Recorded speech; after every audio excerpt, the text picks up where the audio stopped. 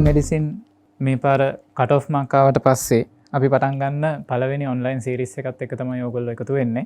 එතකොට ප්‍රීමෙඩිසින් කියන එක අපි ඩිසයින් කරලා තියෙන්නේ A level cut off mark එකෙන් පස්සේ කඩයිම් ලකුණු වලින් පස්සේ වෛද්‍ය විද්‍යාලයට තේරිපත් වෙන ළමයි වෙනුවෙන් පළවෙනි අවුරුදු දෙකේදී අපි එහෙදි ඉගෙන ගන්න තියෙන anatomy physiology biochemistry ඇතුළු pre-clinical කියන subjects ටික පාදක කරගෙන අවශ්‍ය වෙන terminology එහෙම නැත්නම් වචන වාග්මාලාව ඔයගොල්ලන්ට හසුරවා ගන්න පහසු වෙන තමයි අපි මේ පාඨමාලාව පැහැදිලි කරලා තියෙන්නේ.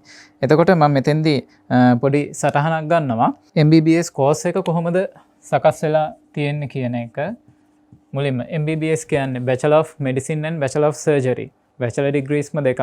සාමාන්‍යයෙන් Bachelor of Science, Bachelor of Management වගේ ගත්තාම එක degree එකක් එන්නේ. මෙතන Bachelor of Medicine, කායික රෝග විද්‍යාව, Bachelor of Surgery, ශල්‍ය වෛද්‍ය විද්‍යාව කියන දෙකම අඩංගු වෙන degree එකක් ඔයගොල්ලන්ට හම්බ වෙන්නේ. සාමාන්‍යයෙන් ලෝකේ තියෙන degrees වලින් අමාරුම ගණේ තියෙන degree එකක් තමයි undergraduate level එකේදී MBBS එක කියලා කියන්නේ. මම මේකේ course details ටික කියන්නම් චොට්ටක් medical school එකේදී ඔයගොල්ලන්ට කොහොමද ඉගෙන ගන්න ලැබෙන්නේ කියන එක. මේක phases 3කට විස්තර වෙනවා. phase 1 phase 1 කියලා කියන්නේ pre-clinical period එක. මෙතනදී mainly subjects 3ක් ඔයගොල්ලන්ට උගන්වනවා. anatomy, physiology සහ biochemistry කියන subjects 3. anatomy කියන subject එකේදී ඔයගොල්ලන්ට උගන්වන්නේ දේහයේ ව්‍යුහය. සරලව කියනවා නම් structure of the body structure, දේහයේ ව්‍යුහය. උදාහරණයක් විදියට මම මගේ ශරීරයෙන් ඔයගොල්ලන්ට පෙන්නුවොත් මේ හරිය තියෙන්නේ අක්මාව කියන එක ඔයගොල්ලෝ දන්නවා. ඒ වගේම මේ පැත්තට වෙන්න තියෙන්නේ ප්ලීහාව කෙළවරට වෙන්න, තරමක් මැද දෙසට වෙන්න, ආමාශය, අග්න්‍යාශය ඔය විදියට.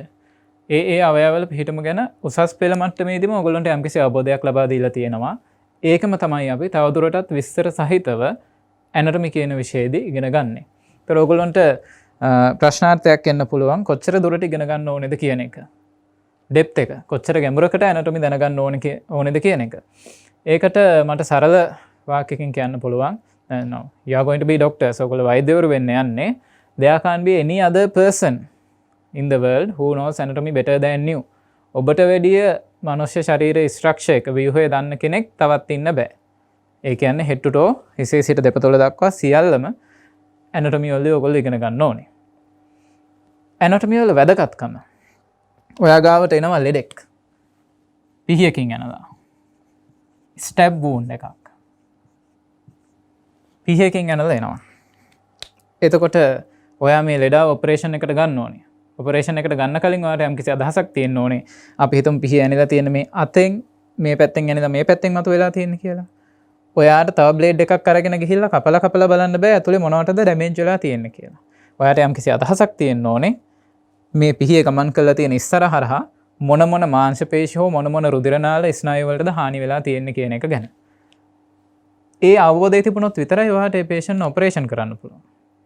ඒතර ඔපරේෂන් කරන්න ගියාම ඔයාට anatomy පොත ළඟ තියාගෙන බල හරි තවදුරටත් patient කප හොයාගෙන හරි ඔපරේෂන් කරන්න බෑ.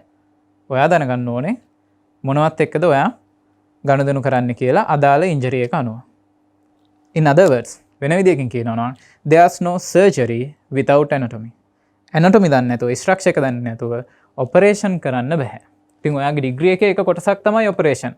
patient කෙනෙක් ආවොත් දල වශයෙන් ඔයාට ජීවිතය ආරක්ෂා වෙන පරිදි operation එකක් කරගන්න පුළුවන් වෙන්න ඕනේ. ඒකට අවශ්‍ය කරන දැනුම anatomy හරහා තමයි ලැබෙන්නේ. මේ subjects වලට කියනවා basic sciences කියලා. otherwise foundation එක anatomy කියන foundation එක දාගත්තම තමයි ඔයාට surgery කියන practical aspect එක පුළුවන් වෙන්නේ. right. එතකොට මම උදාහරණ දෙකක් ගත්තා. එකක් තමයි වෛද්‍යවරයෙක් හැටියට ඇඟේ ස්ට්‍රක්චර් එක ඔයාට වඩා දන්න කෙනෙක් වෙන්න ඉන්න බෑ. ඒ කියන්නේ සියල්ලම දැනගත යුතුයි. සහ ඔයාට තුවාලයක් වෙලා පිහියක් එනුමක් වගේ දෙයක් වෙලා patient කෙනෙක් ආවොත් මේක emergency එකක්. පොත් බල ඉන්න බෑ. ඔයා හැමදේම දැනගෙන ඉන්න ඕනේ. patient ගේ කොහෙටද හානි වෙලා තියෙන්නේ, මොනවද ඇතුලෙන් damage වෙලා තියෙන්න පුළුවන් ව්‍යුහයන්, structures ගැන සියල්ලම අවබෝධයක් තියෙන්න ඕනේ. In other words, there's no surgery without anatomy. Right. I think that is and enough stimulation for you to study anatomy hard, right? Anatomy for the structure of the body, right? And there's no surgery without anatomy. Okay, let's move into biochemistry. Physiology. Physiology ගැන අපි බලමු. Physiology ගැන නැවත අපිට කියන්න පුළුවන් එක වචනයකින් function. Function of body systems. දේහ පද්ධතීන් වල ක්‍රියාකාරීත්වය. ශ්වසන පද්ධතිය වෙන්න පුළුවන්, ස්නායු පද්ධතිය වෙන්න පුළුවන්,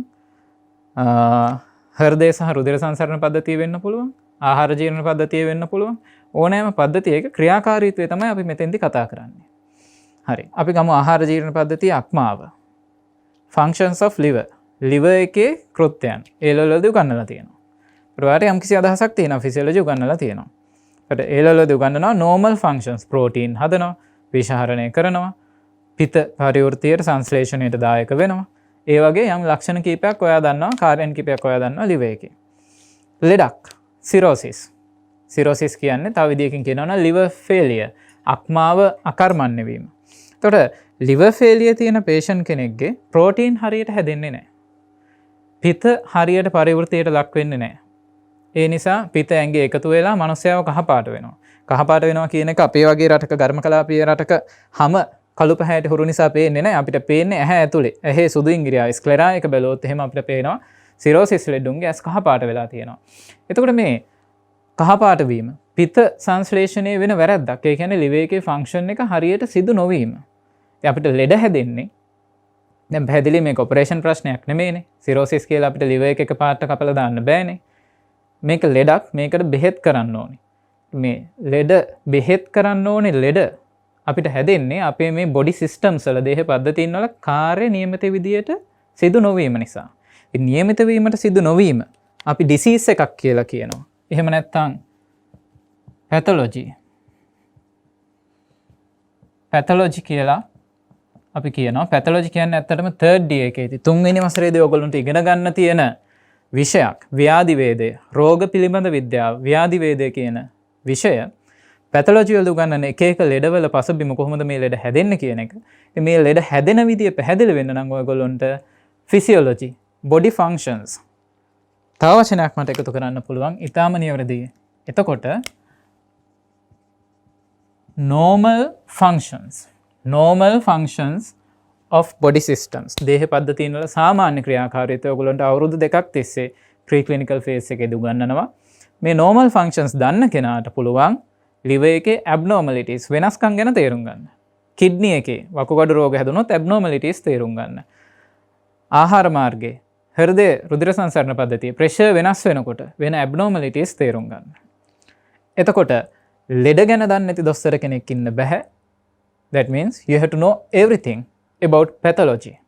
To understand pathology, you have to have a sound knowledge in physiology as well. ඔක්කොම දැනගන්න ඕනේ. ඔයාගේ ප්‍රශ්නෙට උත්තරේ කොච්චර ගැඹුරකට දැනගන්න ඕනේද? සියල්ලම දැනගන්න ඕනේ. මම දන්නේ නැහැ කියලා කියන්න බෑ. right. තුන්වෙනි කොටස බයෝකෙමිස්ට්‍රි.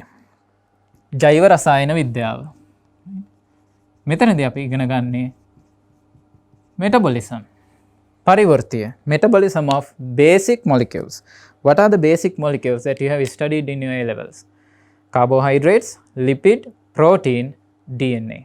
මේ කියන කොටස් හතරේ පරිවෘත්තීය සංශ්ලේෂණය සහ බිඳ හෙලීම synthesis and breakdown ATP නිෂ්පාදනය ඔය කියන සියල්ලම බයෝකෙමිස්ට්‍රි වලදී ඉගෙන ගන්න තියෙනවා. එතකොට මේ සබ්ජෙක්ට්ස් තුන තමයි ප්‍රධාන වශයෙන් ප්‍රී-ක්ලිනිකල් කාලේදී පළවෙනි අවුරුදු දෙකේදී උගන්වන්නේ. මේවට අපි බේසික් සයන්සස් කියලා තියෙනවා. මේ බේසික් සයන්සස් වල ඇනටොමි කියන කොටස මට නැවත කොටස් තුනකට බෙදන්න පුළුවන්. එකක් තමයි ග්‍රොස් ඇනටොමි. ඇහැට පේන දේවල්. අපි දැන් ඉස්සෙල්ලා කතා කරපු liver එක කොහෙද තියෙන්නේ? liver එකට ලේ ගෙනියන්නේ කොහොමද? blood supply, nerve supply. ඔය විදිහට අපි කතා කරන ඒවා අපිට මිනියක් කපලා බලන්න පුළුවන්. thyroid එක අපිට කපලා බලන්න පුළුවන්. මේ විදිහට bodies කපලා ඇහෙන් බලලා ඉගෙන ගන්න එකට කියනවා gross anatomy කියලා. තව එකක් තියෙනවා අපිට ඇහැට පේන්නේ නැති ඒවා. එතකොට අපි අන්වීක්ෂයට දාලා බලනවා. ඒලවලදී ඉගෙනගෙන තියෙන පටක ගැන අපිච්ඡද පටක, සම්බන්ධක පටක, පේශි පටක මේවා අන්වීක්ෂයට දාලා බලන්න පුළුවන්. ඒ කොටස අපි කියනවා පටක විද්‍යාව histology. සහ ඉපදින්න කලින් ඒවා. එම්බ්‍රයොලොජි කලල විද්‍යාව. ඒකත් ඉගෙන ගන්න ඕනේ. එතකොටනේ සම්පූර්ණ වෙන්නේ. දැන් මනුස්ස ශරීරය ගැන ඉගෙන ගන්න ගත්තාම කලලේ ඇතිවෙච්ච අවස්ථාවේ ඉඳන් ඉපදෙනකම් ඉපදුනාට පස්සේ මැරෙනකම් බොඩි එකේ ව්‍යුහය ඇහැට පේන සහ නොපෙනෙන කොටස් තුනම ඉගෙන ගත්තම තමයි බොඩි ස්ට්‍රක්චර් එක ගැන සම්පූර්ණ අදහසක් ලැබෙන්නේ. ඉතින් මේ ටික ඉගෙන ගන්න අවුරුදු 3ක කාලයක් තියෙනවා. සිලබස් එකේ ප්‍රමාණය ගත්තොත් මේ එක විෂයක් A level වල සබ්ජෙක්ට් තුනම ප්‍රමාණයට වැඩිය වැඩිපුර ඉගෙන ගන්න තියෙනවා. සෑහෙන ගැඹුරට ඉගෙන ගන්න තියෙනවා. right? එතකොට බේසික් සයන්සස් කියන්නේ ෆවුන්ඩේෂන් එක නිසා ෆවුන්ඩේෂන් එක නැතුව අපිට බැහැනේ ඉස්සරහට යන්න. මේ සබ්ජෙක්ට්ස් තුන සම්පූර්ණයෙන්ම සියල්ලම දැනගන්න ඕනේ ඒවයි අනුකටසොත් එක්ක. මේක තමයි ෆේස් 1. ෆස්ට් ෆේස් එක ගැන මට දෙන්න තියෙන අදහස. ඊට පස්සේ අපි යනවා ෆේස් 2 ගැන. මම මේ ගැන ඉන් ඩීටේල් වැඩි විස්තර කතා කරන්න යන්නේ නැහැ. ෆේස් 2 එකේදී ඔයගොල්ලන්ට සබ්ජෙක්ට්ස් උගන්වනවට අමතරව හොස්පිටල් එකටත් යන්න වෙනවා. ක්ලිනිකල් සායනික පුහුණුව. සායනික පුහුණුවට යනකොට ඔයගොල්ලන්ට බේසික් සයන්සස් ගැන යම්කිසි අදහසක් තියෙනවා. ඒකත් එක්ක ඔයගොල්ලෝ ලෙඩ්ඩු බලමින් ලෙඩ ගැන ඉගෙන ගන්න පටන් ගන්නවා. තාම අපි ලෙඩ ගැන ඉගෙන ගත්තේ නැහැ. normal function සාමාන්‍ය ක්‍රියාකාරීත්වය ඉගෙනගෙන තියෙනවා. normal structure සාමාන්‍ය ව්‍යුහය ඉගෙනගෙන තියෙනවා. මට මුලින් කියන්න අමතක වෙච්ච කොටසක් anatomy වලත් අපි ඉගෙන ගන්නේ normal structure. තුවාලයක් වුණාම පිහියකින් ඇනුණාම අපේ තියෙන normal structure එක සාමාන්‍ය ව්‍යුහය වෙනස් වෙනවා. අපි ආයි ඔපරේෂන් කරලා කපලා මහලා කරන්නේ ඒක හදන එක. අස්තියක් බිඳුනොත් අපේ normal anatomy එක සාමාන්‍ය ව්‍යුහය වෙනස් වෙනවා. අපි ඒකට ඇන දාලා ප්ලේට් එකක් දාලා කරන්නේ තිබ්බ විදියට හදන එක. normal structure එකට හදන එක. ඒතකොට ඔයගොල්ලන්ට normal structure උගන්වලා normal function උගන්වලා පරිවෘත්තය ගැන උගන්වලා hospital එකට යනවා ලෙඩ ගැන ඉගෙන ගන්න. එතකොට මුල් කාලේ ටිකක් අමාරුයි. ලෙඩ ගැන වැඩි අදහසක් නැහැ. ලෙඩු දැකලා නැහැ. basic sciences ටිකක් ඔළුවේ තියෙනවා. මේ ටික හසුරව ගන්න තේරෙන්නේ නැහැ. ලෙඩු ගැන බලමින් ඕගොල්ලන්ට ටික ටික ඉගෙන ගන්න පුළුවන්. ඒ අතර ඕගොල්ලන්ට ලෙඩ ගැන උගන්වනවා. තව විෂයන් ගොඩක් තියෙනවා.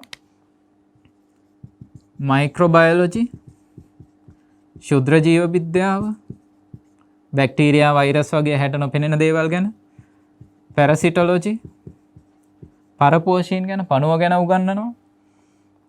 ඊට පස්සේ පැතොලොජි, ව්‍යාධි වේදය ලෙඩ ගැන උගන්වනවා. ඊට පස්සේ ෆොරෙන්සික් මෙඩිසින් අධිකරණ වෛද්‍ය විද්‍යාව ගැන උගන්වනවා. ඊට පස්සේ පීඩියැට්‍රික්ස් ළමා රෝග ගැන, මෙඩිසින් වැඩිහිටි කායික රෝග ගැන, සර්ජරි ඔපරේෂන් ගැන, ඊට පස්සේ ඔබ්ස් ඇන්ඩ් ගයින් ප්‍රසවහානාරි වේදය ගැන, ඊට පස්සේ සයිකෑට්‍රි මනෝවෛද්‍ය විද්‍යාව ගැන, මීට අමතරව ප්‍රජා සෞඛ්‍ය කමියුනිටි මෙඩිසින් ඒ කියන්නේ MOH ලැබෙමින් ඔබේ ප්‍රදේශයේ ඉන්න මහජන සෞඛ්‍ය වෛද්‍ය නිලධාරීන් MOH. ඒගොල්ලෝ කරන්නේ ලෙඩවලට බෙහෙත් දෙනවට වැඩිය ගෙදරට ඇවිල්ලා බලනවා. ඩෙන්ගු හැදෙන තැන් තියෙනවද? හැදෙන්න කලින් වළක්වා ගැනීම ප්‍රිවෙන්ටිව් සෙක්ටර්. කියන්නේ අපේ හොස්පිටල් කියන්නේ ට්‍රීට්මන්ට් සෙක්ටර් එක. ප්‍රතිකාර ලෙඩ වෙලා ආපුවම ප්‍රතිකාර කරලා සනීප කරලා යන තැන. තව තැනක් තියෙනවා. තව පැත්තක් තියෙනවා. ඒ තමයි ප්‍රිවෙන්ටිව් සෙක්ටර්. ලෙඩ හැදෙන්න කලින් අපි ගිහිල්ලා බලනවා. කොරෝනා හැදෙන තැන්. එහෙම නැත්නම් ඩෙන්ගු හැදෙන තැන්. ජල බීතිකාව සම්බන්ධ බල්ලෝ එන්නත් කරන්න. ඒ වගේ ප්‍රිවෙන්ටිව් සෙක්ටර් එක බලන පැත්තක් තියෙනවා. කමියුනිටි මෙඩිසින් ප්‍රජා සෞඛ්‍ය විද්‍යාව. ওই විදිහට විෂයන් ගොඩක් උගන්වන අතර 3rd year 4th year කියන කොටස් දෙකේදී පළවෙනි අවුරුද්ද එක ප්‍රී ක්ලිනිකල් 3 සහ 4 අවුරුද්ද දෙකේදී ඔයගොල්ලන්ට සායනික පුහුණුවකුත් අර්ධ වශයෙන් ලබා දෙනවා. ගොඩක් වෙලාවට උදේවරුේ හොස්පිටල් එකට යන්න ඕනේ, හවසට ලෙක්චර්ස් වලට යන්න ඕනේ. ෆයිනල් ඉයර් වෙනකොට ඔයගොල්ලන්ට උගන්වන්න තියෙන තියරි කොටස් සියල්ලම ඉවර කරනවා. ලෙක්චර්ස් ඔක්කොම ටික ඉවර කරනවා. ෆයිනල් ඉයර් වල සම්පූර්ණයෙන්ම තියෙන්නේ ක්ලිනිකල් එන්ටයර්ලි ක්ලිනිකල් සම්පූර්ණ සායනික පුහුණුවක් විතරයි.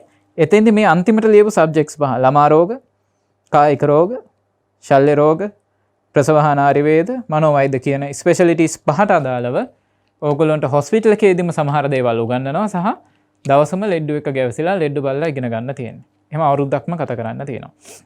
ඒක ටිකක් අමාරු කාලයක් වෙන්න පුළුවන්. මොකද 3rd year 4th year වලදී නම් උදේට හොස්පිටල් යනවා, හවසට ලෙක්චර්ස් වලට යනවා. සතියට දවසක් සහ මාසෙකට එක වීකෙන්ඩ් එකක් වගේ රැයටත් යන්න ඕනේ. එතකොට 6ට විතර ඇවිල්ලා ආපහු 7ට විතර ලෑස්ති වෙලා යන්න ඕනේ. ගිහිල්ලා රැය 12ට විතර එන්න පුළුවන්. ඉතින් තරමක් ෆස්ට් ඉයර් සෙකන්ඩ් ඉයර් වලට වැඩිය ෂෙඩියුල් එක කාලසටහන කාර්යබහුල වෙනවා. අමාරු ගතියක් දැනෙන්න පුළුවන්. ෆයිනල් ඉයර් වෙනකොට ඔයාට උදේ ඉඳන් හවස් වෙනකම් හොස්පිටල් එකේ ඉඳලා ලෙඩ්ඩු එක්ක ගැවසෙන්න පුළුවන්. ලෙඩ්ඩු එක්ක ඉගෙන ගන්න පුළුවන්. සහ ලෙක්චර්ස් උත් කීපයක් ඔයාට එතෙන්දි කවර් වෙන්න පුළුවන්. හොස්පිටල් එකේදීමයි ආයි ලෙක්චර් හෝල් එකට යන්නේ නැහැ. සහ මාසෙකට සතියක් විතර ඔයාට හොස්පිටල් එකේ 24 hour ඩියුටි කරන්නත් වෙනවා. ඒ කියන්නේ උදේ ඉඳන් හවස් වෙනකම් වැඩ කරලා හවසට හොස්ටල් එකට ඇවිල්ලා ආපහු ලෑස් වෙලා එහෙමම යන්න ඕනේ. පහවදා උදේ වෙනකම් වැඩ කරන්න ඕනේ. ඊට පස්සේ දවසට නිවාඩු ලැබෙන්නේ නැහැ. ඊට පස්සේ දවසත් නැවත 24 hours වැඩ කරන්න ඕනේ. ඒ විදිහට සතියක් විතර ඕගොල්ලන්ට ඒ විදිහට වැඩ කරන්න වෙන්න පුළුවන්. ඒකෙදිත් ඒ වැඩ කරන කාලය කොච්චර දුරට සුන්දර වෙනවද නැද්ද කියන එක ඉතින් ඔබේ වාසනාව අනුව තමයි තීරණය වෙන්නේ. සමහර අය ප්‍රසවාහන ආයුර්වේද වාට්ටුවට අඩිය තිබ්බ ගම වාට්ටුවේ ඉන්න අම්මලා ඔක්කොටම බබාලා හම්බ වෙන්න පටන් ගන්නවා. එතකොට යාට ඒ නයිට් එක අමාරුයි. සමහර අයට වාට්ටුවේ ගිහිල්ලා නිදාගෙන ඉඳලා එනවා. කිසිම අම්ම කෙනෙක්ගෙන් කිසිම කම්ප්ලේන් එකක් නැහැ. ඉතින් මේ ස්ටුඩන්ට් කාලේ වෛද්‍ය ශිෂ්‍යයෙක් කාලේ වැඩිපුර මහන්සි වෙන්න වෙන එක හොඳයි. මොකද ඔයා දුෂ්කර ප්‍රදේශයක තනියම ඉන්නකොට ඔයා දැකලා තිබ්බේ නැත්නම් එහෙම අන්තිමට ඔළුව යට ගහ ගන්න වෙන්නේ මොකොත් කල්පනා වෙන්නේ නැතුව. ඒ නිසා පුහුණු වෙන කාලේ පුළුවන් තරම් දැකලා තියෙන එක හොඳයි මේ දේවල්. ඉතින් මහන්සි වෙලා පේෂන්ට්ලා බලලා ඉගෙන ගන්න තරමට තමයි ඔයාගේ ස්කිල්ස් හැකියාවන් වැඩි දියුණු වෙන්නේ. ඒ ටික තමයි ෆයිනල් ඉයර් ගැන කියන්න ඕනේ. මෙතනින් එහාට ටික මම බෝඩ් එකේ ලියන්නේ නැතුව කියන්නම්. ළමයින්ගේ ගොඩක් තියෙන ප්‍රශ්න තමයි එකක් ඊට පස්සේ මොකද වෙන්නේ? අවුට් වුණාට පස්සේ ඔයාට අවුරුද්දක කාලයක් හම්බ වෙනවා සීමාවාසික පත්වීම ලැබෙනකම්. මේ සීමාවාසික පත්වීම ලැබෙන කාලය තුල ලැබෙනකම් කාලය තුල ඔයාට රිසර්ච් වගේ දේවල් වලට ඉන්වෝල්ව් වෙන්න පුළුවන්. දැනුමට සහ ආදායමක් ලබා ගන්න පුළුවන්.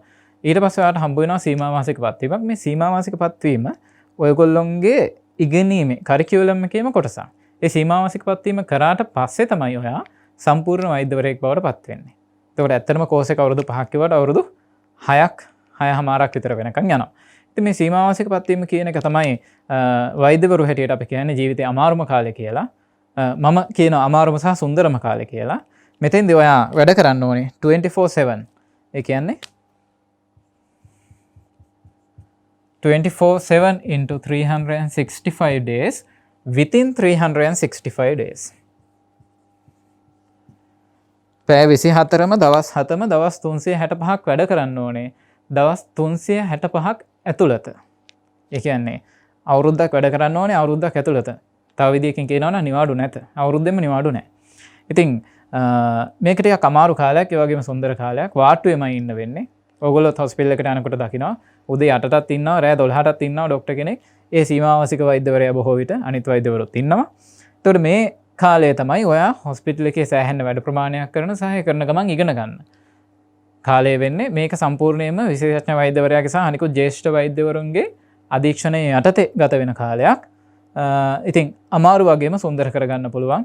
ඒ ඔක්කොම ඔයා ෆස්ට් ඉයර් ඉඳන් ෆයිනල් ඉයර් වෙනකන් ඉගෙනගත්ත දැනුම තමයි මෙතෙන්දි පාවිච්චි වෙන්නේ සහ ඒක ඉවර වෙනකොට අනිවාර්යයෙන්ම දැනුම උපමට්ටම් වෙලා ඔයා හොඳ ස්කිල්ෆුල් දක්ෂ වෛද්‍යවරයෙක් බවට පත් වෙනවා. හරි. මේක තමයි එතකොට කෝස් එකේ විස්තර ටික.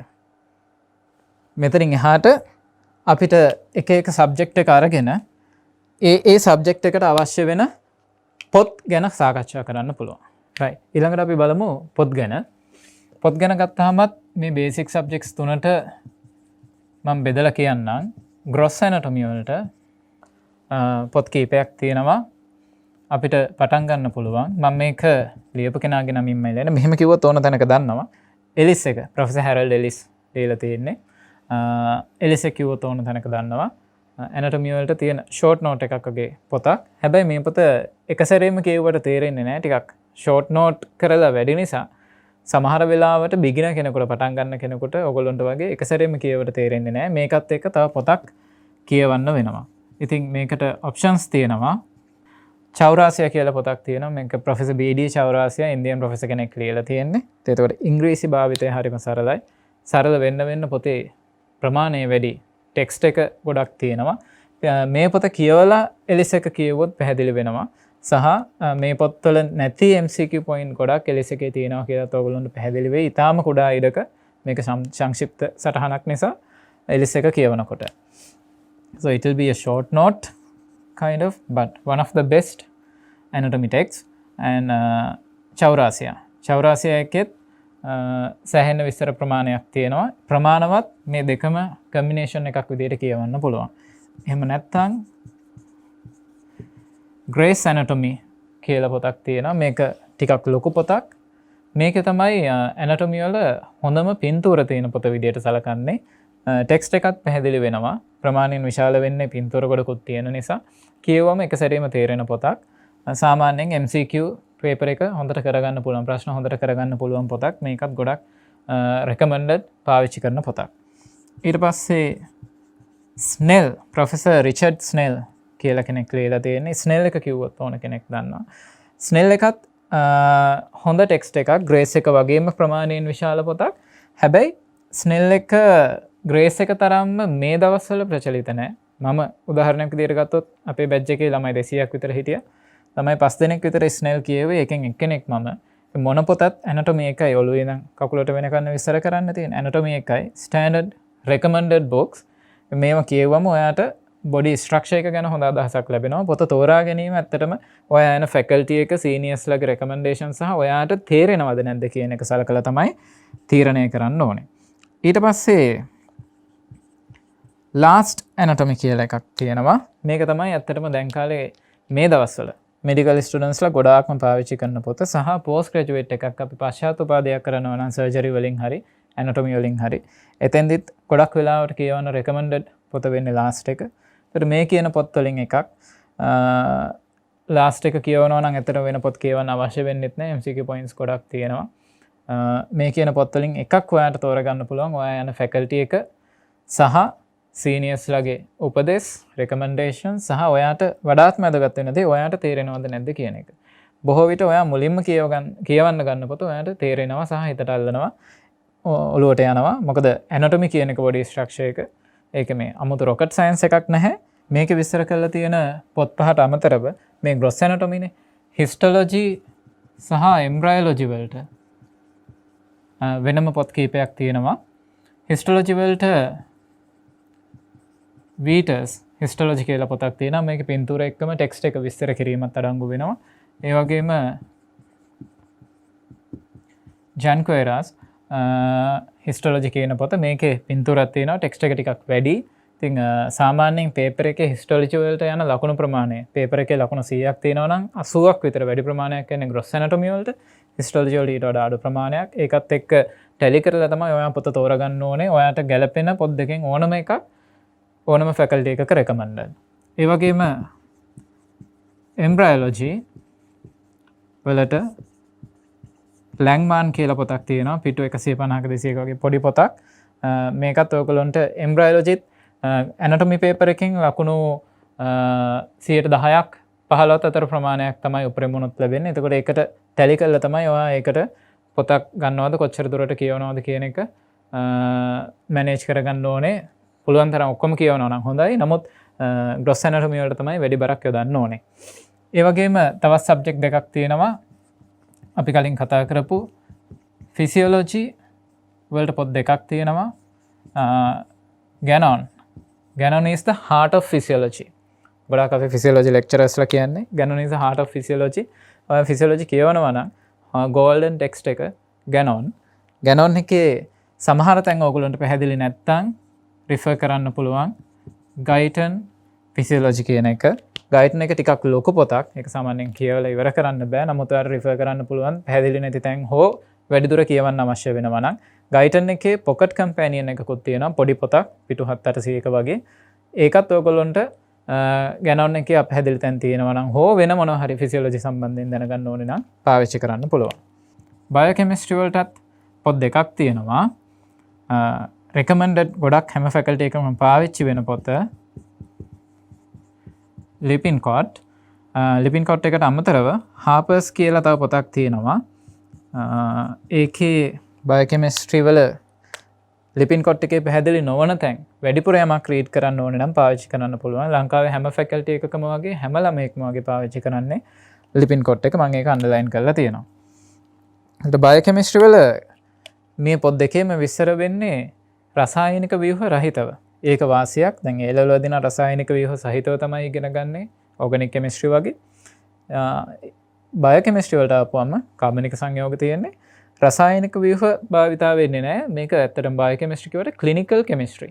සායනික භාවිතය සඳහා අවශ්‍ය වෙන කෙමිස්ට්‍රි. අපිට ලෙඩ රෝග ගැන අඳුර ගන්න තමයි මේ අපි බයෝකෙමිස්ට්‍රි ටිකක් ඉගෙන ගන්න. එහෙම නැතුව මේක පරීක්ෂණාගාර මට්ටමින් බයෝකෙමිස්ට්‍රි BSc ග්‍රැජුවේට් කෙනෙක්ගේ මට්ටමට ඉගෙන ගන්නේ නැහැ. ඒ නිසා රසායනික ව්‍යුහ සම්බන්ධයෙන් එතරම්ම දුරකට අධ්‍යයනය කිරීමක් වෙන්නේ නැහැ. මේ ටික තමයි ෆස්ට් ඉයර් වල තියෙන ප්‍රධාන සබ්ජෙක්ට්ස් 3.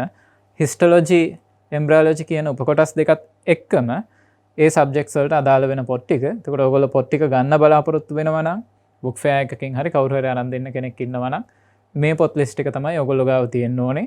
මම මේ පොත් ලිස්ට් එක කොහොම කිව්වත් ඔයගොල්ලෝ යන්න බලාපොරොත්තු වෙන හෝ දැනගෙන ඉන්න ෆැකල්ටි එකට අනුව ඒක සීනියර් කෙනෙක් එක්කත් කතා කරලා විශේෂයෙන්ම ඔයගොල්ලන්ට අපි ලබා දෙනවා e-books ටික. ඒවත් චුට්ටක් කියවලා බලලා ඔයාට තේරෙන ගැළපෙන පොත තෝරගෙන ඉන්න ඒක පර්චේස් කරන්න කලින්. එතකොට මේ ටිකත් එක්ක පොත් ගැන විස්තර කිරීම එච්චරයි. මෙතනින් එහාට අපි බලමු පොඩි පාඩමකට යන්න.